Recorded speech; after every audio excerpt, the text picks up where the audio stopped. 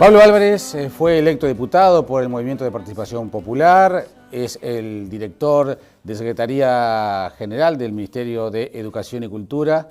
Bienvenido. Muchas gracias, Jaime. Recién estabas escuchando a Drexler, así que la vida es bastante más complicada de lo que parece. Por suerte. Y así hace así, ¿no? Por suerte, sí. Bueno, antes quisiera felicitarlos por el proyecto me parece que está bueno la posibilidad de ampliar diferentes estrategias de comunicación en una sociedad que cada vez pretende informarse más, ¿no? Muchísimas gracias y bienvenido. Y bueno, y esto de la televisión por internet se integra a un sistema de medios que tiene el Uruguay y bueno, ley de medios. Sí. Yo creo que sigue siendo una ley necesaria. Siempre he dicho que a pesar de ser necesaria todavía, es una ley que cuando llegue va a ser una ley que era necesaria mucho tiempo antes. Si vemos, tú lo señalabas recién, esto es un medio online, ¿no? Sí. Quizás en 15 años la televisión sea toda así, y si no es online, Escuché aunque sea por aire, algo de eso, sí. sea una televisión a la carta, donde de alguna forma vayamos eligiendo, aunque muchas veces, aún teniendo más posibilidades de elegir, solemos elegir lo mismo, digamos, ¿no? Por ejemplo, capaz que quien no compra el diario lo lee por internet, sí. Entonces tampoco es que se diversifique mucho la fuente de información, pero también hay que aprender a manejarse con una multiplicidad de fuentes de información, porque la generación de confianza, la credibilidad es lo que fundamentalmente hace que uno lea algo o escuche algo, ¿no? Y entonces tampoco hay espacio como para 1000 espacios de confianza en la ciudadanía, así que creo que la ley para mí tiene que ver sobre todo en dos componentes fundamentales. Una es democratizar y transparentar el acceso al uso de las frecuencias, ese me parece que es un elemento central, que nuestro país no es distinto a lo que ha sucedido en otros países, donde las frecuencias se han ido otorgando siempre por afinidades, y eso creo que desmerece justamente el ejercicio democrático, más allá de después si funciona democráticamente o no el medio, ¿no? La asignación, sí, la asignación, eso a nosotros nos parece que es fundamental, y a su vez eso se vincula con el tema de la fuerte concentración que existe en nuestro país. Eso también de alguna forma vulnera el espacio democrático en el sentido de que se restringen la multiplicidad de voces, ¿no? Y por otro lado, nos parece que desde una visión republicana está muy bien que el Estado entienda que como administrador de esas frecuencias en general, diga o entienda que se tienen que manejar determinados niveles en el funcionamiento. Eso no tiene que ver con la censura, ni con la restricción, ni con la limitación a informar, pero sí a la protección de bienes superiores, como puede ser, bueno, entendamos que cuidemos al niño cuando esté frente a la pantalla, que la mayor parte de las veces no está solo, no está con la supervisión de un adulto, producto por las relaciones intrafamiliares, etcétera. Entonces, digamos, bueno, hay ciertas cosas que no se podrían hacer y nos parece que está bien, y pensar en la regulación de eso nos parece que es un elemento central. Hoy la ley no está, aparentemente parece no estar media trancada. ¿Qué pasó formalmente? ¿Qué pasó? Formalmente, lo que se ha planteado es que se pondrá a discusión después de las elecciones, eso por lo menos es lo que ha salido públicamente. Entiendo que son temas escabrosos, donde la política hoy es cada vez, si bien tiene contenido, cada vez más show, y el show cada vez es casi siempre a nivel de la pantalla, y por lo tanto tal vez no querer poner en discordia a ciertos sectores de los medios de comunicación podría ser una forma de simplificar el debate, ¿no? Pero dentro del propio Frente Amplio se planteó la postergación, ¿no? Yo creo que si bien los partidos políticos tienen a grandes rasgos, obviamente, proyectos políticos distintos, al interior de los partidos no hay voces o pensamientos únicos, y también puede haber quien entienda que, bueno, mejor no distorsionar el debate de la campaña en función con esta discusión, y pongámoslos para después, y después del resultado electoral también las mayorías quedan nuevamente organizadas y la discusión se puede dar quizás desde otro lugar. Yo entiendo que las leyes, los gobiernos son desde el primer día hasta el último, y tienen el derecho y la obligación de gobernar. Está bien manejar los tiempos en la política, es parte del arte, es parte de lo que no es ciencia en política, es parte del arte, es manejar los tiempos, y por eso quizás el freno ahora y ponerlo a discusión después, pero yo creo que hay elementos que sí se pueden discutir, y el otro elemento tenía que ver con la inconstitucionalidad potencial de algunos artículos. Bueno, eso se puede resolver fácilmente, algunos por tiempo, porque bueno, en año electoral no se pueden hacer ciertas cosas como generar cargos, o como por ejemplo hacia el servicio descentralizado que entendemos es necesario para los medios de comunicación públicos. En su momento se plantearon dos asuntos, uno vinculado al tema de la publicidad, que las agencias de publicidad inclusive han planteado el tema de la autorregulación, cosa que hacen y lo dijeron en la discusión parlamentaria a nivel de comisión, pero por otro lado también está el tema de los contenidos que no son publicitarios. ¿Cómo se manejó desde el Ejecutivo y del proyecto que se está discutiendo? Con respecto a la publicidad, fundamentalmente la publicidad infantil, se trabajó en un comité técnico consultivo con la participación de casi todos los actores que están directamente vinculados, de instituciones públicas del Estado, instituciones académicas y del sector privado, tanto de los medios de comunicación como las agencias de publicidad. Se llegó a un acuerdo bastante importante en materia de algunas definiciones con respecto a esto de, bueno, sí, está bien, protejamos ese de interés superior que puede ser en el país la infancia, de determinados contenidos.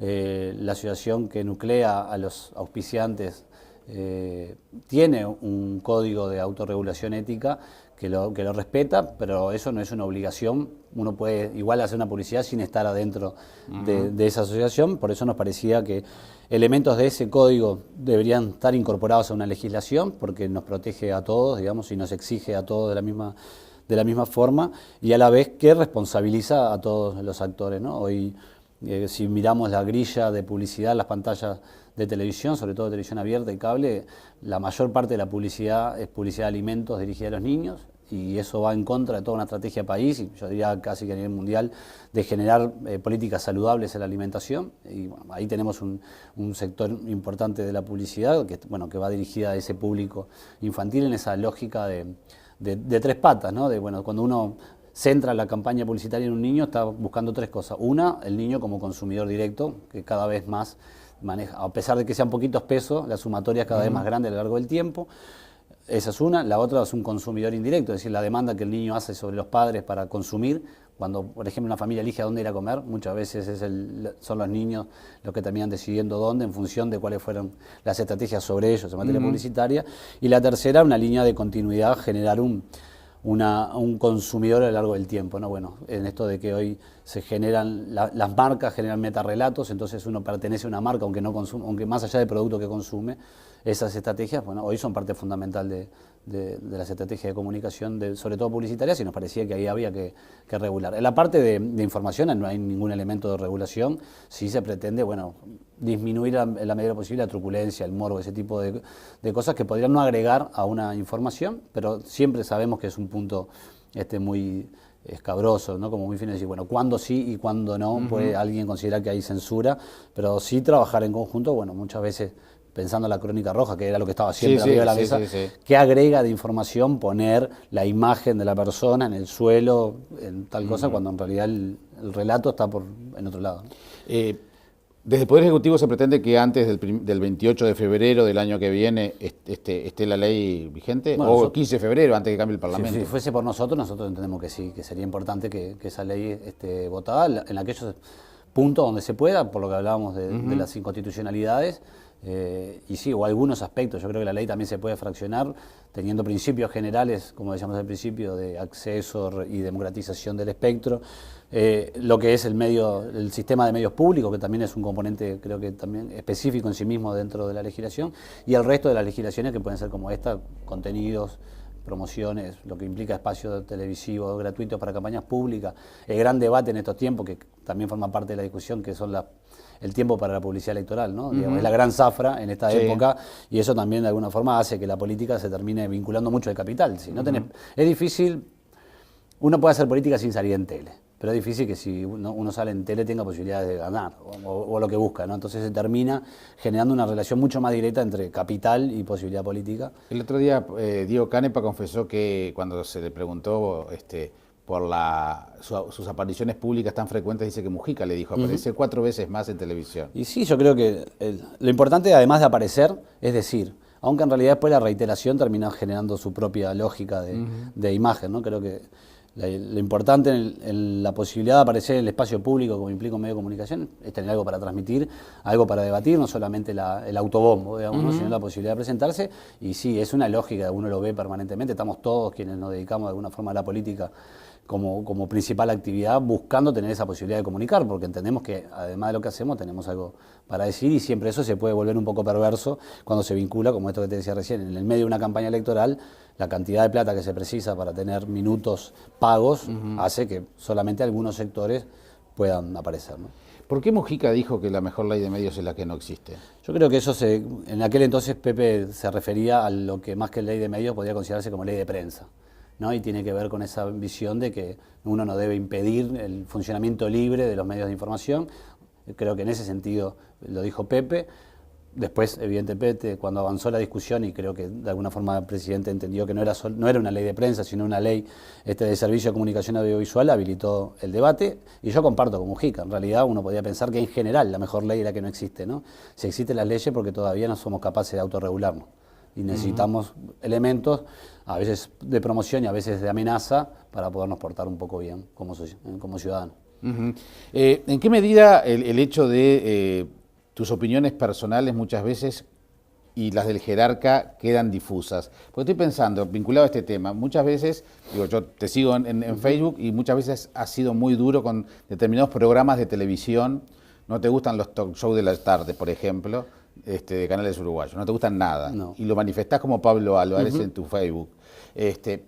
Pero viniendo de el director general del ministerio, que tiene un papel protagónico en la redacción de de esta ley de medios, por ejemplo, decís, bueno, pero opa, ¿qué pasa acá? ¿Cuándo habla Pablo Álvarez y cuándo habla el director del ministerio? Creo que el examen de eso fue cuando compartí un video en Facebook sobre... Ahora vamos a hablar de eso. Ah, bueno, perfecto.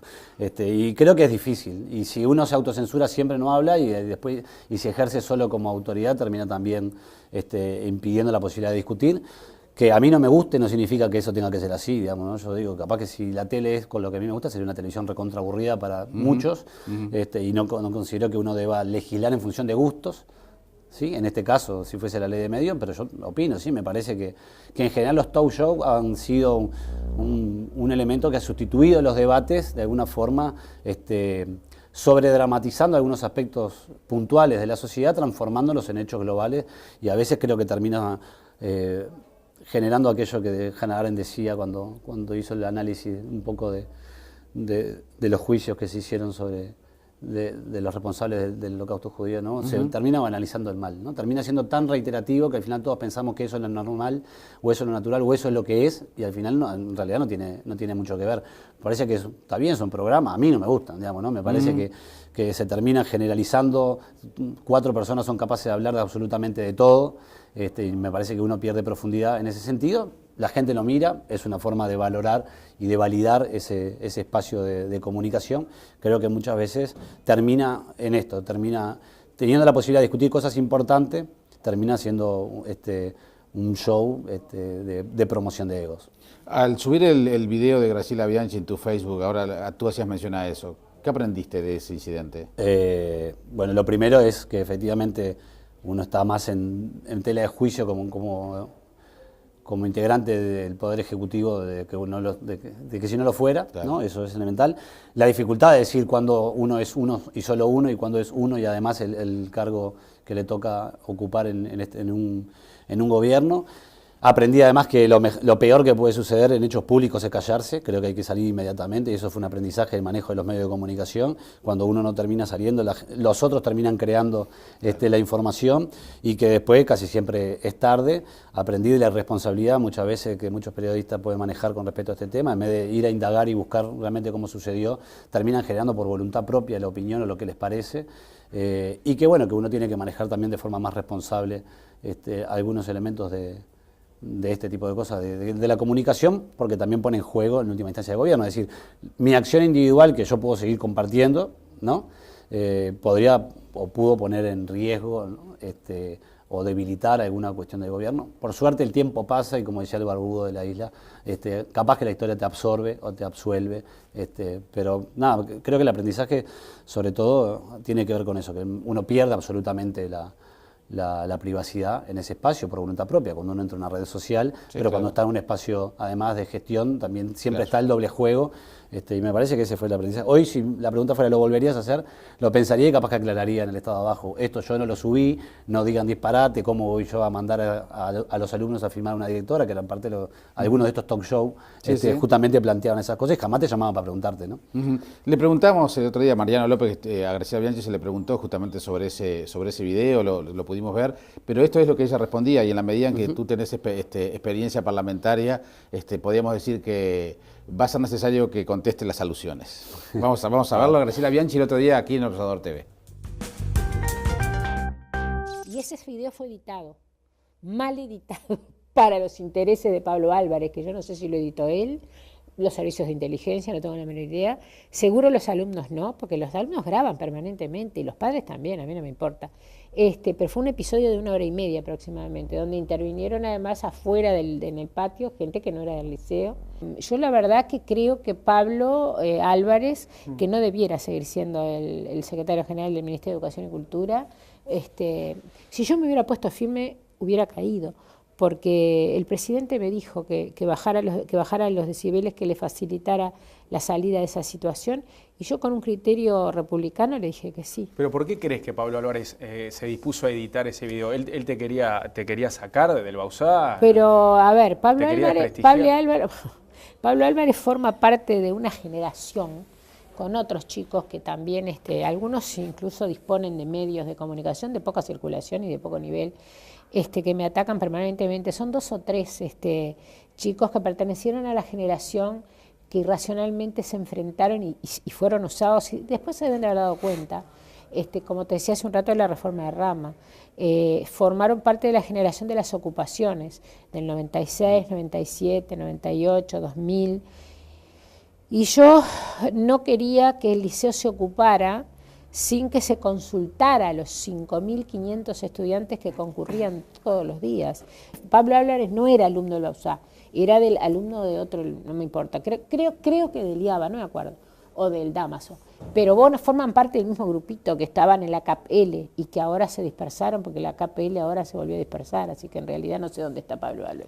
¿Qué sentiste la primera vez que lo viste en Nada, los medios? absolutamente. No, pero la primera vez tenés que haber sentido que sea algo de vergüenza, Graciela. No, ¿y por qué voy a sentir vergüenza? Y porque estar en todos los noticieros de televisión discutiendo con alumnos no está muy bueno. No está bueno, pero la que tenía que sentir vergüenza era Pablo Álvarez, que además era autoridad del ministerio.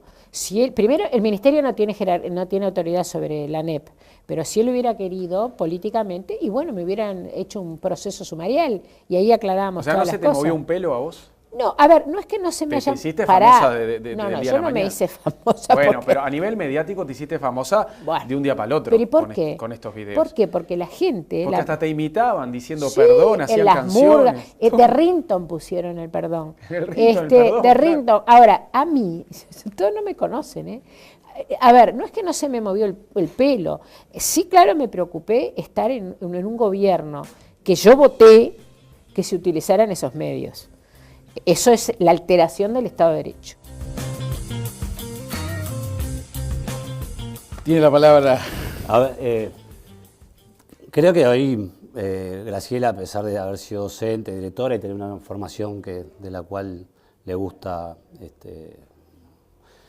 promover, digamos, me parece que le reconozco esa información, hoy está sufriendo un nivel de vedetismo brutal, digamos, ¿no? Pensar que esto está editado por servicio de inteligencia en función de desprestigiarla a ella, me parece que tiene que ver con esto de volverse un show la política. Digamos, ¿no? Bueno, vamos a discutir, y capaz que en la discusión uno puede argumentar peor o argumentar mejor sobre un tema que en este caso puede ser la educación, pero considerar que este video está editado para perjudicarla a ella, yo creo que hoy en realidad hasta podría agradecernos el pase que ganó hacia el Partido Nacional, y yo le agradezco al Partido Nacional de que haya recibido a Graciela Bianchi, por varias razones. Primero, porque la democracia sigue existiendo y la gente puede cambiar de partido tranquilamente, y porque hoy está demostrando cada vez que pasa el tiempo efectivamente cuáles son sus únicas voluntades u vocaciones, que es mantenerse a nivel de los medios de comunicación, digamos.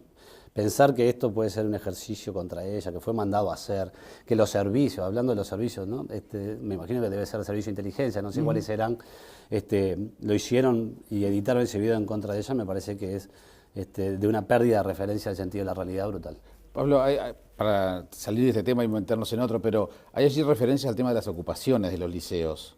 Sí, yo estaba en el IABA y sí, obviamente, como buena parte de mis compañeros en aquel entonces, una de las medidas que tomamos cuando se puso a discusión, que no se puso a discusión la llamada reforma Rama, básicamente nosotros hicimos una movilización que tenía que ver, primero, queremos saber qué es esto, porque fue una ley que de alguna forma una reforma que se metió casi que de canuto en una ley presupuestal, que nosotros entendíamos que faltaba discusión, y eso, si se va a los archivos, uno ve que el principal reclamo tenía que ver con la necesidad de saber cuál era la reforma que estaba supuestamente siendo implementada. Por otro lado, bueno, pero si la hacen las autoridades de la ANEP no es de canuto. Bueno, pero una ley que pasaba por vía presupuestal, donde no tenía los cometidos curriculares, por decirlo de alguna forma, relativamente claros, nos parecía que era importante saber.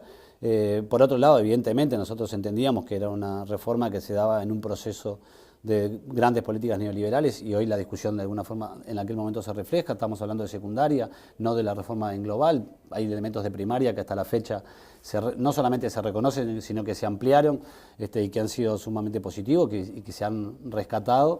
Pero en aquel entonces en secundaria y hoy la discusión sigue. Creo que con el tiempo, evidentemente uno aprende, como dijo la profesora. No creo que hayamos sido utilizados por ningún otro agente superior a nosotros. Podemos habernos equivocado, evidentemente. De todas formas, creo que en la mayor parte de los liceos donde se tomaron esas decisiones se hacían asambleas donde participaba todo el mundo que quería y se tomaban las decisiones por turno, o sea que tampoco era tan así arbitrario por un grupito de 2 o 3 personas como señalaba. Hoy como jerarca, y tomando la distancia que nos da el tiempo de todas estas cosas, como jerarca no de la educación directamente, pero de alguna manera en lo macro, porque ese es todo un tema también, cuánto de injerencia tiene el Ministerio de Educación en la educación, ¿no? Ninguno. Casi. Bueno, por eso te digo. Tiene la obligación de coordinar. Ahora hablaremos de eso, pero digo, con la distancia, ¿qué pensás del tema de las ocupaciones de los locales de enseñanza, por ejemplo? Dependiendo de cuál sea la razón. Yo creo que... Digo, todos los 14 de agosto sí. se ocupaba. Bueno, no todos los 14 de agosto había una marcha. Todos los 14 de agosto tuvimos hay una 3-4 años seguiditos de... Yo creo que la ocupación puede ser tomada para diferentes cosas. Por ejemplo, en aquel entonces, cuando ocupamos, en primer lugar, intentamos mantener cursos abiertos para no perder la continuidad de la formación de algunas áreas. Por otro lado, la responsabilidad de los estudiantes con respecto al centro educativo fue total y no solamente se limpiaba el centro educativo como sería razonable, sino además se mejoró la parte de lo que era el mobiliario, se pintaban las paredes y esto sucedía en casi todos los liceos en que había ocupaciones, o sea, hacía que no era una idea de que estaba todo el mundo viniendo hacia abajo. Exactamente, así que también había otros componentes que uno podía decir, evidentemente el liceo un centro educativo no está hecho para ser ocupado, pero aún cuando se es ocupado, en ese sentido se ocupó en aquel entonces, se mantenía un nivel de comportamiento acorde a lo que se esperaría que un sistema educativo genere a la persona, responsabilidad con el edificio, responsabilidad con el estudio. Hoy hay que ver cuáles son ese tipo de ocupaciones y hay que ver cuáles son los tipos de reclamos. Qué necesidad se tiene a veces de llegar a una ocupación y si esa ocupación responde o no responde al reclamo directo. Me parece que es un elemento válido. Hoy tenemos la educación está en el medio de la tormenta y a mí me parece que eso es bárbaro.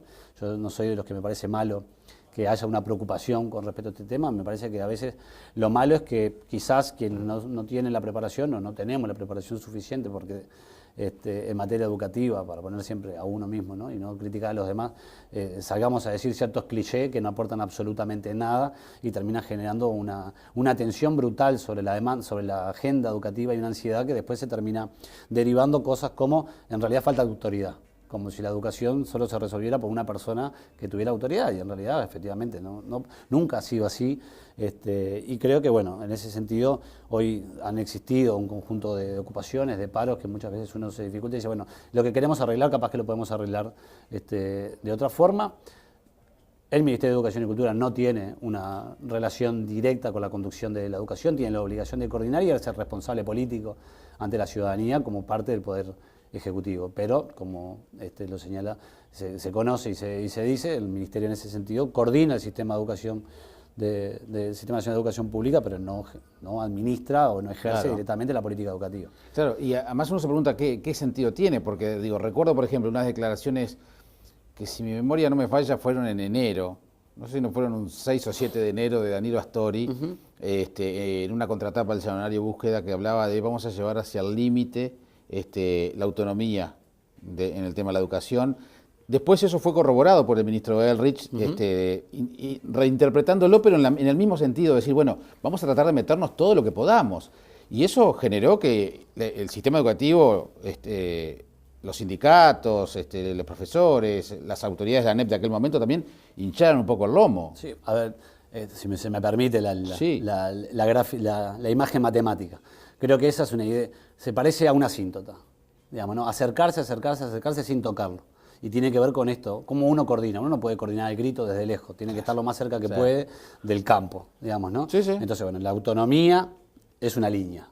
es un parteaguas, porque aparte Sí, constitucionales no puede es o pasarlo. no es, Exacto, ¿no? O sea, exacto. no es un poquito más o un poquito menos. Y ya sabemos lo que pasa cuando la política o se viola ese exactamente, límite. ¿es o no es? Exacto, Eso es una totalmente, línea. claro. El ejercicio puede ser, yo estoy por acá o me acerco todo lo que puedo al vínculo con los entes autónomos sin tocarlo. Entonces, de una manera asintótica. Y creo que eso ha sido el esfuerzo, y eso se ha visto, por ejemplo, que en el año 2006, por primera vez, se empezaron a dar coordinaciones entre el Sistema de Educación Público, ANEP, y la Universidad de la República. Y hoy reconocemos, lo reconocen casi todos los actores, la dificultad que existía en el tránsito, digamos, ¿no? De primaria a secundaria, que es uno de los elementos donde hay mayor nivel de dificultad dentro del sistema educativo, que tiene que ver con pasar de una maestra a 13 profesores, que tiene que ver pasar de un horario a otro horario que puede ser más extendido, de una institución quizás más acogedora a una institución donde uno pasa al anonimato y otros elementos, y de lo que es la educación media superior a la educación terciaria. Esos vínculos, si no se trabajan entre las partes, ¿no? Es difícil. Entonces, ¿cómo hago para que desde la universidad, por ejemplo, a nivel de la formación terciaria, se vincule con la secundaria para generar puntos de encuentro en niveles de formación? Hoy, por suerte, se está trabajando en esto. La Facultad de Ingeniería, creo que la semana que viene, presenta justo un proyecto que se están trabajando, un proyecto piloto en algunos centros educativos en el área fundamental de matemática. ¿Cómo hacer para no exigirle al sistema de educación media que haga el ejercicio o el trabajo de la educación terciaria, ¿sí? Pero tampoco que sea totalmente autónomo? Entonces, diciendo, bueno, si mi currícula para la formación de grado es más o menos por acá, ¿cómo hago también para que se vincule con esa currícula a nivel de educación media? Y además, teniendo en cuenta que la educación media tiene que ser una educación en sí misma y no solamente pensar que se prepara gente para llegar a la educación terciaria. Estos son parte de los problemas que hoy tenemos a nivel institucional, ¿no? ¿Es un tema de dinero, de presupuesto? Siempre es un tema de presupuesto. Y más en algunas políticas de este tipo que cada vez tienen que cubrir más áreas de responsabilidad. Claro, obviamente, si tenés más, es como en la casa de uno, si entra más dinero, vamos a vivir mejor y vamos a estar mejor. Sí. Vamos a plantearlo de otra manera. ¿Hay déficit presupuestal en la educación y eso genera malos resultados? Sí, yo creo que sí. Lo que no es el fetiche, no es todo culpa de que falta presupuesto, ¿no? Porque uno puede ver prácticas educativas con muy bajos recursos y con muy buenos resultados en función de lo que se propone. Porque el problema que tenemos también es, ¿qué es un buen resultado educativo?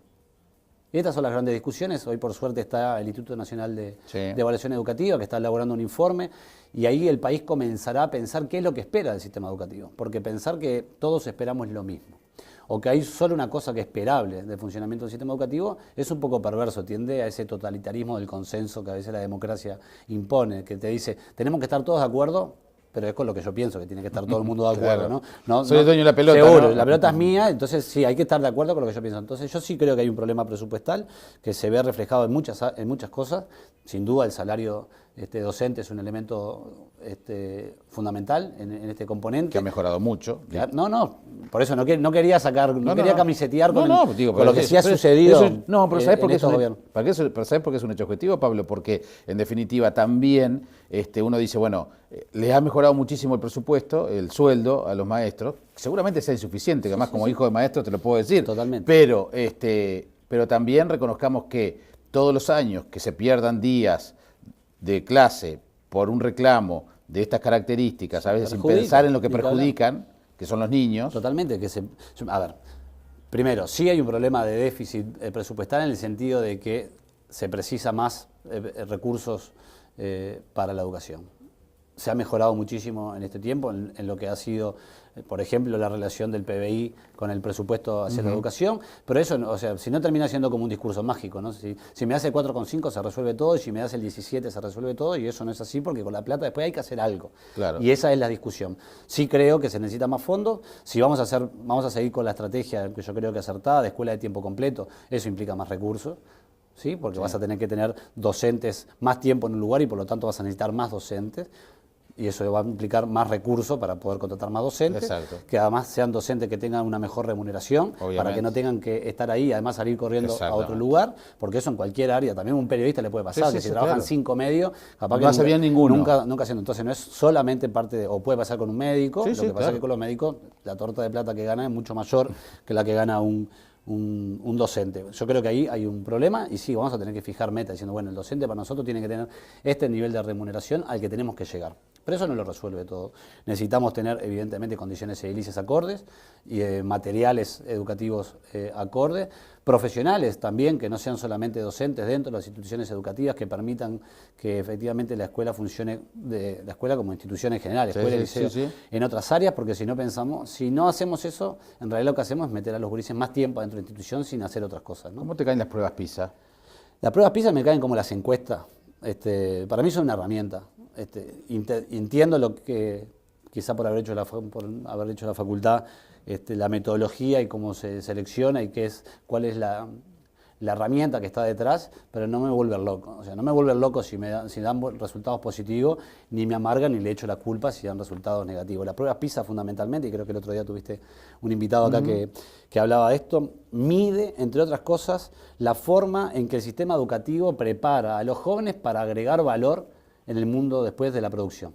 Esa es una forma de mirar el sistema educativo, ¿no? Y si mide eso, el resultado hay que tomarlo en cuenta con base a eso, no con base de eso. Y eso es lo que a veces no se dice. Cuando uno dice, bueno, la prueba PISA, ¿qué quiere medir?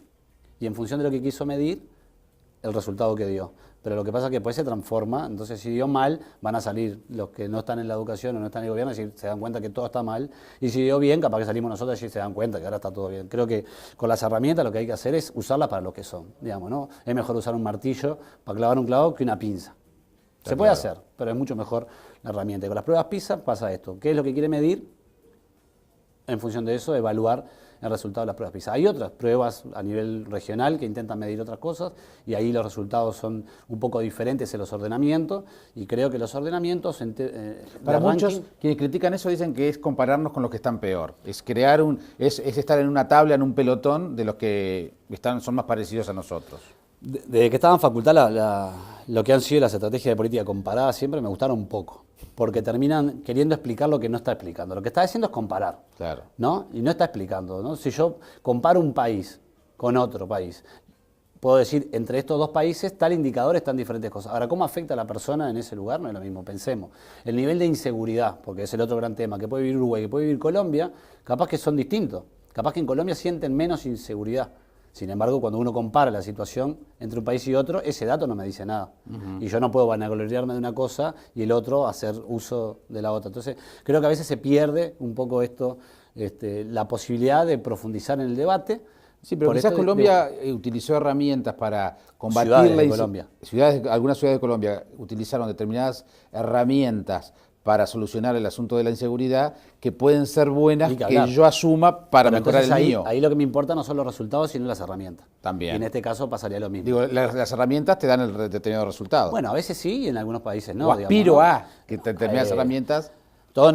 El Uruguay a veces se va fanatizando con países, ¿no? Pasamos por moda, ¿no? Por un tiempo tuvimos un poco de amor hacia Nueva Zelanda, después nos migramos hacia el frío y tuvimos amor por Finlandia. Vamos a ver ahora cuál es el nuevo amor que se le genera al Uruguay. Pero con el tema educativo, Finlandia fue un caso hiper nombrado, poco estudiado. Porque todo el mundo decía, queremos ser como Finlandia, y nadie vio que en Finlandia empezaron desde el 40 a generar instancias de discusión para generar una política común en materia educativa. Desde el 40, no es una cosa que salió ahora. Y después que se pusieron de acuerdo, llevó casi 30 años. Y en estas últimas pruebas PISA, Finlandia retrocedió 11 lugares. Y el que subió al primer lugar fue Shanghái. No veo a nadie convencido ni enamorado de Shanghái. Por ahora. Por ahora, pero no lo creo, porque cuando después uno va a esos lugares, encuentra que en esos lugares hay niveles idiosincráticos, culturales, que sería imposible traerlos a nuestro país. Entonces, las estrategias que tal vez ahí sirvieron para llegar a ese nivel no son estrategias que sean utilizables en nuestro país, pero hay que estudiarlas. Uno tiene que conocer, porque tampoco puede creer que uno es el dueño de las mejores ideas siempre, ¿no? Entonces, creo que las herramientas son para estudiarlas. Con Colombia, que era el caso que hablábamos antes, ha estado viniendo uno de los principales actores en esta política, que es Mocus, justamente pensando en algo que a nosotros del Ministerio de Educación y Cultura nos preocupa bastante, es cómo hacemos para revitalizar y democratizar el espacio público. Porque se va generando, los hechos no suceden un día, ¿no? Siempre tienen algún tipo de concatenación de cosas que van sucediendo, ¿no? La gente se va retirando del espacio público, el espacio público pasa a estar ocupado por otras personas, y después como esas personas a mí no me gustan, yo no voy al espacio público, y se termina generando esa privatización del espacio público. Para nosotros el espacio público es el espacio de encuentro, es el espacio republicano por naturaleza. ¿no? Entonces, privilegiar el uso común de los espacios públicos nos parece que son estrategias positivas para la construcción de convivencia y ha sido parte de las experiencias en Colombia, en algunas de esas ciudades. Es decir, generar espacios públicos que permitan la integración de la persona, que haya cosas que te gusten a vos, que me gusten a mí, que las podamos disfrutar en conjunto. Otras estrategias en otros países fue más bien gatillo fácil y tolerancia cero, y no se fue mucho al espacio público, sino más bien a sacar a la gente de la calle. Sí. ¿No? Son estrategias que después uno mira los resultados y dice, mirá, estas dos funcionaron bien.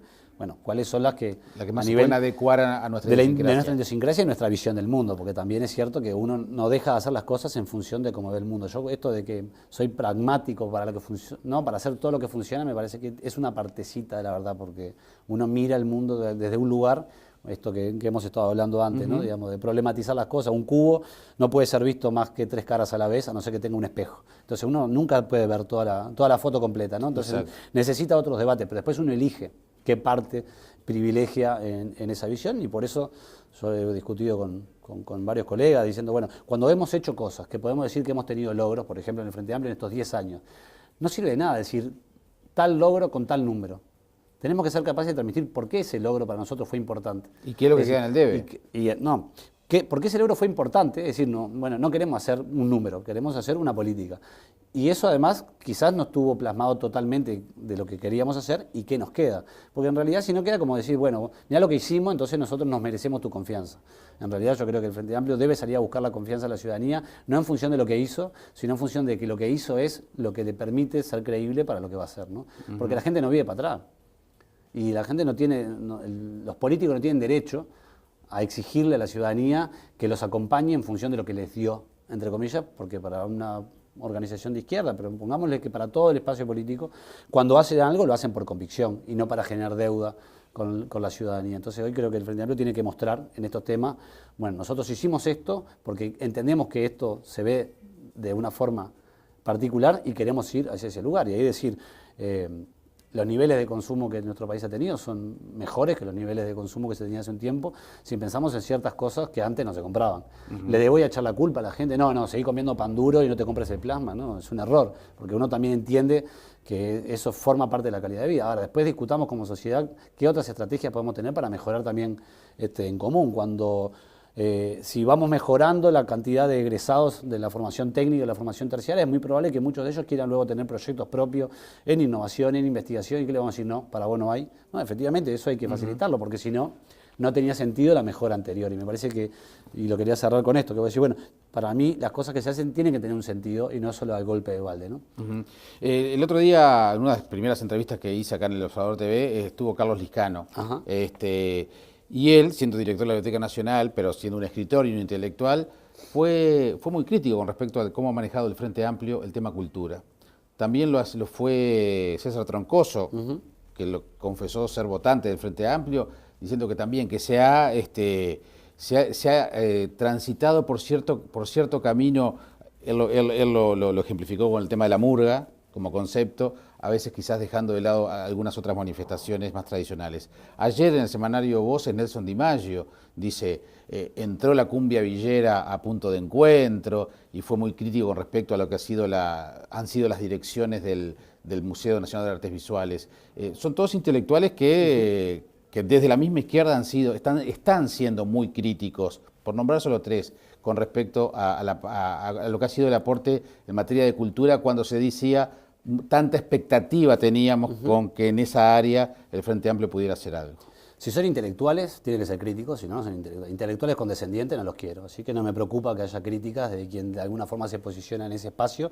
Me parece que yo diría que su deber para con el resto de la ciudadanía, tener la capacidad de pensar más allá de lo que sucede sin estar comprometido, aunque esté de alguna forma vinculado. Eso me parece que es un ejercicio positivo. El problema es de dónde miramos, nuevamente, ¿no?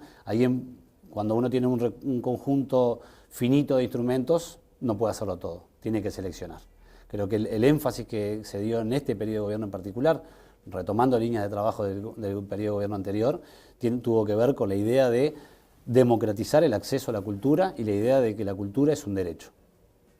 Para eso se hizo énfasis fundamentalmente en la descentralización territorial, en elaborar políticas que no estén exclusivamente pensadas desde el edificio que queda ahí en la Rambla, sino que esté vinculada al territorio, no solamente a partir de la demanda, porque eso sería una forma también de disminuir la cultura, ¿no? Si solo te voy a dar lo que vos me pedís, cuando también hay otras cosas, me parece que está bien poner a disposición otras miradas. Y eso también sucedió, porque el ballet salió del Sodre, salió a recorrer el país. Cada vez que salía a recorrer el país llenaba la sala.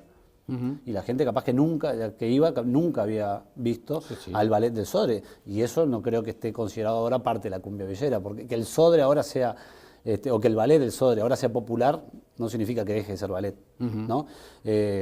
Creo que lo que se ha hecho es incorporar y reconocer dentro de la producción cultural en nuestro país el derecho a diferentes manifestaciones, y no es que se anteponga la cumbia villera con otras modalidades culturales, es que también se las reconoce, a mí no me parece mal. Pensemos que era el tango al principio, leamos la letra del tango de sus orígenes, era absolutamente machista, hablaban de la droga, eran malos, te apuñalaban. Hoy es un elemento que nos sentimos orgullosos y es parte de nuestro patrimonio cultural. Sí, claro. No digo que con la cumbia vaya a pasar, no sé si va a pasar o no va a pasar. Lo que estoy diciendo es que hay que mirar también en el tiempo las cosas que impactan. Y hay elementos culturales en los que me parece que... hay elementos de la política de cultura en que uno tiene que ir fijando posiciones. Entonces, no creo que se hayan dejado de lado la parte de las bellas artes, ¿no? O las artes. Los fondos han fortalecido el espacio profesional y los premios han reconocido y están reconociendo esa labor. Podrá gustarme o no, podrá gustarme el premio, ¿no? Pero yo tampoco, es como lo que hablábamos hoy de los programas de televisión. Me gustará o no me gustará a mí, el problema es de qué política responde. Y yo creo que en ese sentido se ha hecho un esfuerzo muy grande. La murga, ¿es parte de la cultura? Yo creo que sí, que es parte de la cultura y como tal hay que reconocerla. Hay que imponerla sobre otros, no hay que reconocerla. Lo que pasa es que cuando antes el espacio de reconocimiento estaba ocupado solamente por 3 cosas, si ahora yo amplío ese reconocimiento a otro, este espacio se achica. Ahora no significa que sea contra ese lugar. Claro. Y la murga además hoy también cambió, no es la murga de hace 40 años, ¿no? Donde capaz que era medio difícil entender qué era lo que estaban diciendo. Hoy hay una puesta en escena, hay teatro, hay vestimenta, hay producción, hay maquillaje, productos que muchas veces no tiene nada que envidiarle a producciones a veces cinematográficas, cuando vemos la industria del audiovisual. Entonces yo creo que está muy bien que haya una crítica del espacio cultural o de la intelectualidad. Me parece que a veces pierde la posibilidad de hacer uso de ese espacio de reconocimiento que la ciudadanía le da como intelectuales, bajando a clichés como no puede ser que este gobierno haya reconocido la cumbia villera y no esté reconociendo otras cosas. Sobre las fiestas tradicionales también se ha hecho un poco de coro falso, ¿no? Porque en realidad ha sido en este gobierno donde se ha reconocido justamente lo que han sido las fiestas tradicionales, se han elaborado catálogos, se han financiado muchas de sus actuaciones, lo hacemos a diario, llegan permanentemente solicitudes al ministerio y que también están allí, cada uno en su lugar funcionando. Creo que lo peor que alguien podría exigir sería una cultura oficial, ¿no? Ya sea el ballet o la cumbia, ¿no? Me parece que en ese sentido hay que trabajar. No creo en la neutralidad valorativa del Estado, me parece que el Estado siempre está tomando decisiones y está muy bien.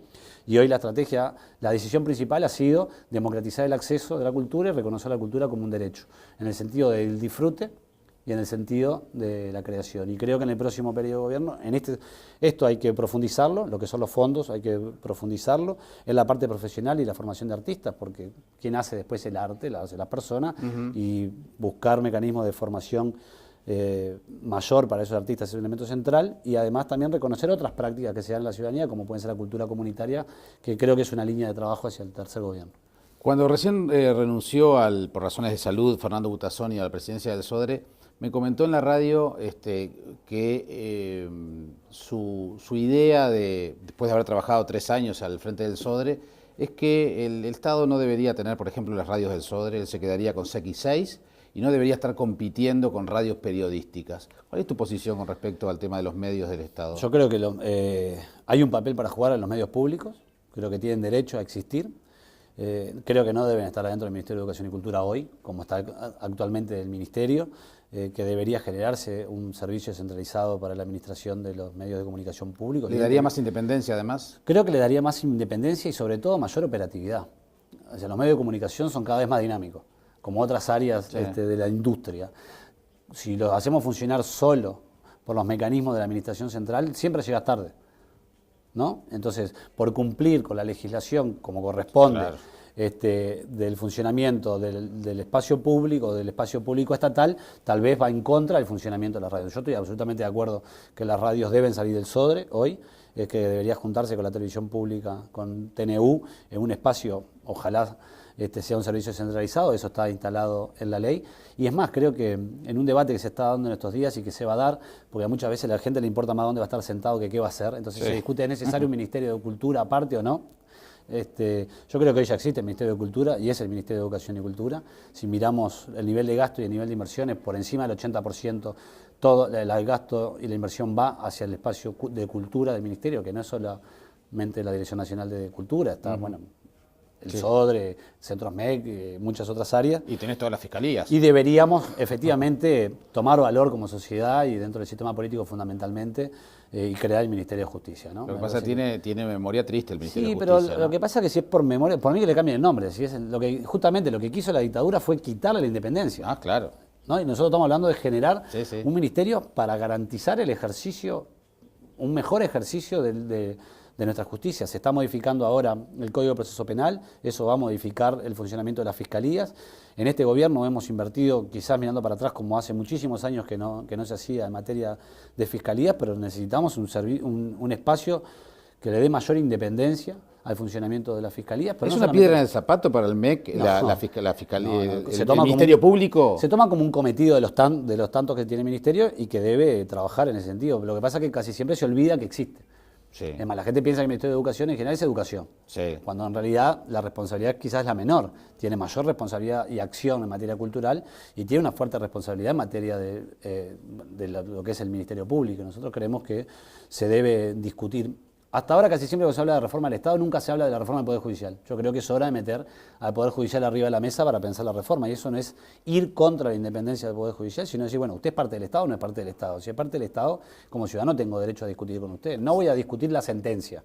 Usted, así, cuando usted termina el proceso, tiene todo el derecho del mundo a que así sea, pero igual puede discrepar con una sentencia. ¿Se lo han planteado la Suprema Corte de Justicia? Se ha hablado, yo creo que sí, se viene hablando de hace tiempo y creo que hay que avanzar y perder un poco el temor, todas las partes, ¿no?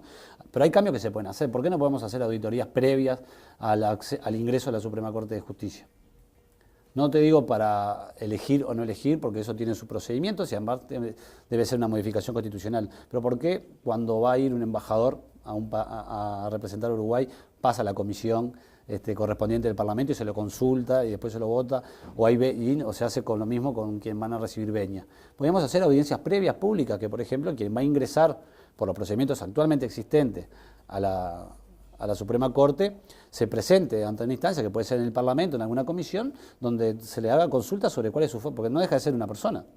Y por lo tanto va a aplicar su subjetividad al derecho. Y eso no significa que luego sea vetado, pero es una forma de reconocer y democratizar. Hoy casi siempre, por falta de mayorías, se termina accediendo a la principal magistratura por carrera interna.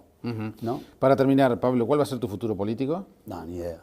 Por ahora, hasta el 28 de febrero, vamos a estar en el Ministerio de Educación y Cultura. Vamos a presentarnos, evidentemente, en octubre, en el marco dentro del Frente Amplio, obviamente, y hemos organizado un nuevo grupo, de estos grupetes que decía la Bianchi, que me encanta que nos tenga tanto aprecio y tanta atención, porque al fin y al cabo, mientras hablen, parece que uno está allí molestando, que bueno, con un conjunto de compañeros y compañeras entendimos que el proyecto es el Frente Amplio, pero que uno necesita también tener un espacio donde se sienta productivo y que sea capaz de aportar.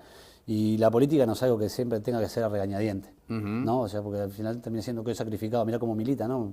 Se dedica a la política porque le gusta, porque entiende que es necesario. Y nos parece que, bueno, era momento de generar un espacio, como le decimos nosotros, desde cero, de abajo y a la izquierda, sin colgarnos de ningún apellido. Bien, entonces, ¿que vas a ser candidato a diputado por alguna lista? Sí, por el grupo Frente de Movimiento, que la lista va a ser la 764, aquí en Montevideo.